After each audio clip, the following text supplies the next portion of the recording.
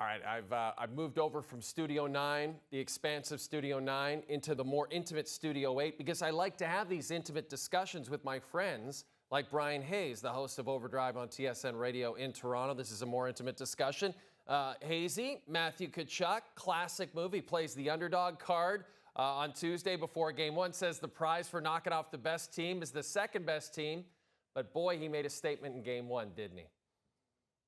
He sure did. He's the best heel in the NHL right now, and you could argue he's the best player going right now, short of Connor McDavid. I mean, he had a phenomenal season, Jay, and it's no surprise he's carried it over. He's now leading the league in points after tonight's game, and he was phenomenal tonight. He has 3 assists. He was physical. He's in front of the net. The puck's on his stick, it seems like, all night. And it doesn't matter how physical the Leafs were. Luke Schenn laid him out. Jake McCabe laid him out. It did not matter. This is absolutely imperative now for Sheldon Keefe between now and Game 2. Not that he didn't know this, but you better find the right line to play against Tkachuk. You better find the right deep pairings because this dude is a stone-cold killer. He showed up to play again tonight. I fully expect that to continue.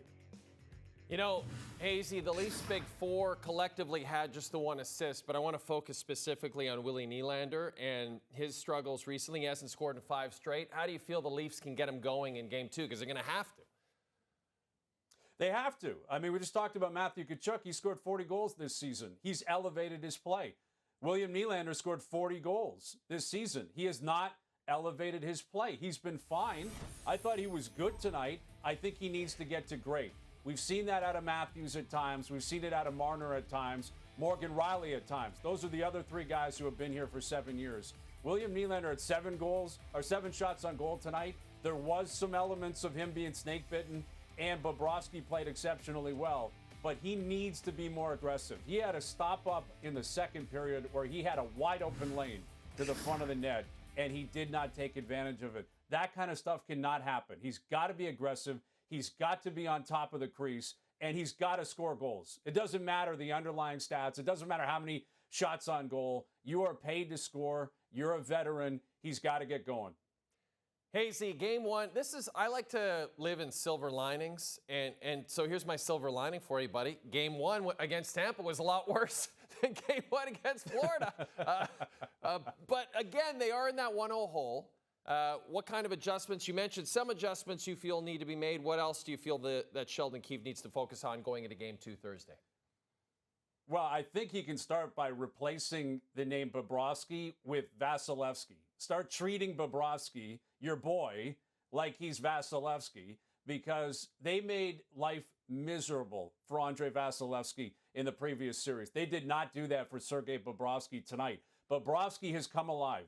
I thought he played exceptionally well. This is a guy with 2 Vezina trophies. He's capable of doing that. They've got to get in front of him. They've got to make his life miserable. They got to tip pucks. They got to find traffic. That's the first thing they've got to do. Secondly, I think defensively they might need to go back to 11 forward, 7D, and insert Erik Gustafsson. If they stick with 12 and 6, I wonder if Mark Giordano has to come out and they put Erik Gustafsson in. Giordano is 39 years old. He's played a ton. He's played great for them, but he looks slow tonight. And the Panthers were on him, much like the Lightning were on him the previous series. So I think Gustafsson might end up going in, but it's all about getting in front of Bobrovsky, and the big boys got to show up, right? We saw that out of Tkachuk tonight. We saw it out of Verhaeghe tonight. Those are the big boys consistently for Florida recently. Matthews, Marner, Nylander, Samsonov, they all got to be better on Game 2. The Leafs' big adjustment in their opening round series was adding Matthew Knies to the lineup. He found the back of the net for his first career goal on Tuesday night. So that's, again, Hazy, I'm just working in silver linings, right? The Knies goal, I'm just trying to keep the Leaf Nation happy, which you try to do every single afternoon on Overdrive. He was good tonight, Jay. He was good, and that is what I try to bring to the table, regardless of what studio I'm in, just like you. It doesn't matter where we go. We try to bring the positivities. That was a beautiful goal for his first NHL goal, too. And he's been big. He's playing with the big boys. He's on a top line with Austin Matthews, and he's fit right in. So it's amazing what's happened. I mean, Game 1 against Tampa, he wasn't even in the lineup, and now he's a mainstay in the top 6. I credit this kid, because I wasn't sure if it was going to happen this early in his career. He's proved me wrong. He was really good again tonight. Bryan, no matter what studio I'm in and no matter what house you are squatting in, I will talk to you after game 2. How about that? Thank you, Jay.